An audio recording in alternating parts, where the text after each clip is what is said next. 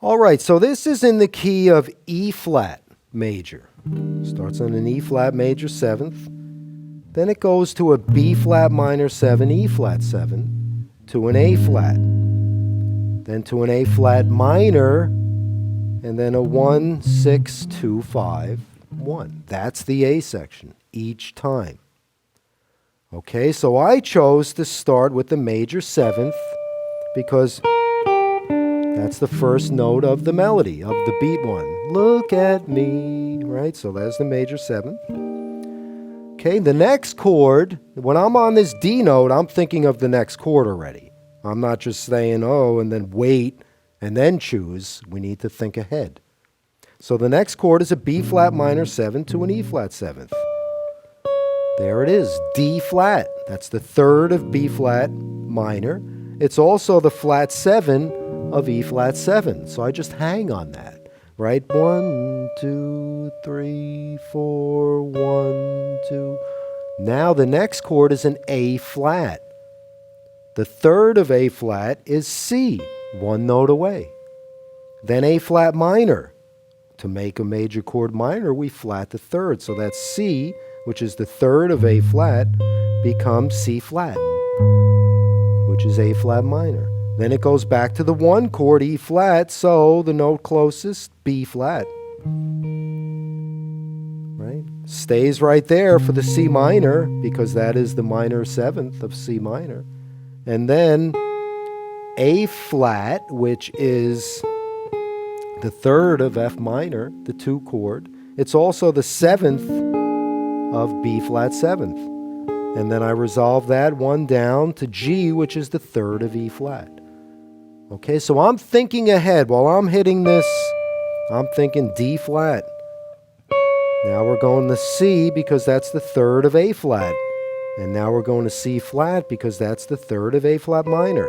And now we're going to B flat because that's the 5th of E flat. You see the way that works in my mind? That's what I'm thinking. Okay, I'm thinking ahead to the next chord and where is the closest tone, right? So we have some good movement, some good melodic movement to work with. Okay, it was the same thing in the bridge, went all the way through. Let's look at those bridge changes because they're a little tricky, which is a B flat minor 7 E flat, B flat minor 7 E flat 7 to an A flat, 2, 5, 1. Right? Then it goes to a measure of A minor 7, D7, and then C minor 7, F7, and there's the uniqueness to the song. We always have to look for and remember the uniqueness to each of these standards. It'll help us remember them as well if we think of the uniqueness or the funny chord. I've heard it referred to sometimes. So the funny chord to me of this song is in the bridge, that A minor 7, D7, then C minor F7th, and then G minor 7th, C7th, F minor B flat, right back to the last 8 measures of the song. Okay, the second chorus, I tried to take that moving line and add a melody to it.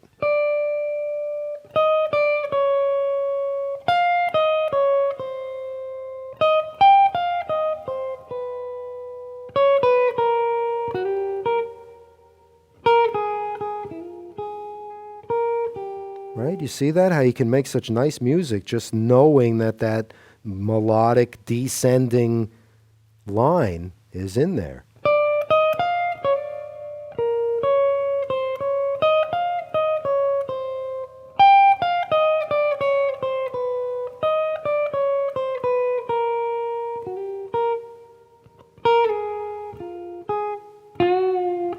Can always add a little blues lick just to end the phrase. It always works. The blues always works. So you heard that in my solo because I'm a big fan of ending a melodic statement, an 8-bar phrase with a little just blues lick. Always works fine. Always sounds good. Now, let's just talk for a second about good tone.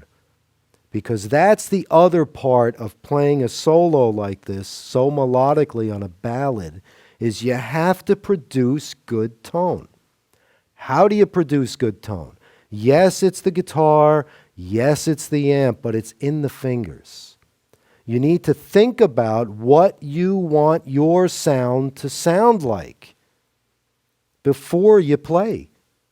Because if you don't know what you want this note to sound like, you're just going to be playing a note. Okay, do you want it to have a little vibrato? Do you want it to be a soft sound? Or do you want it to be harsher? Right? You want a fast vibrato? You want a slow vibrato? All of these things we really need to think about in order to produce tone. Because again, if you don't hear what you want your tone to sound like, how are you going to produce a good tone? All right, and again, yes, it has to do with the guitar and the amp, but good players can take any guitar and get good tone out of it because they know what they want to sound like before they play. So that's kind of the other half of this lesson, is not only the descending line, thinking ahead to the next tone, coming up with a nice descending line that we can now add other notes and create, a decent sounding solo. But tone is so important, especially on ballads, because good tone, one note can ring out and you could really, say something with one note with good tone.